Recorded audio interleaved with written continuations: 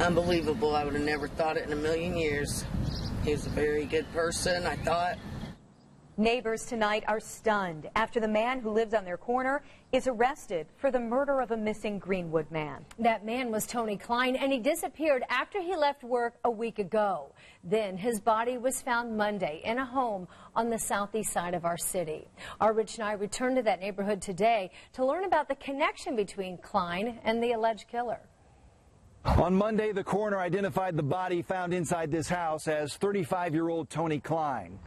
Klein knew the man who owns this house, the man now accused of killing Klein.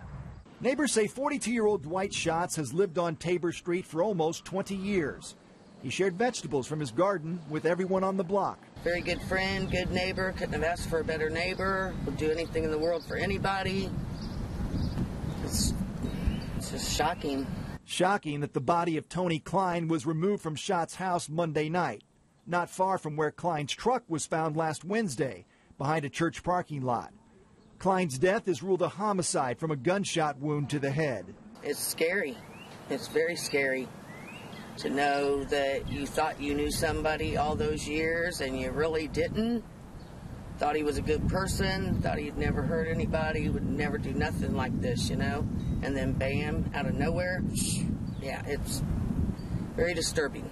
Klein had been missing since he left work at Lowe's near the Greenwood Park Mall last Tuesday. The store is arranging for grief counselors for employees. I'm the White Sox, a.k.a. Yohan, fishing with the White Sox. Schatz posted several fishing videos on YouTube.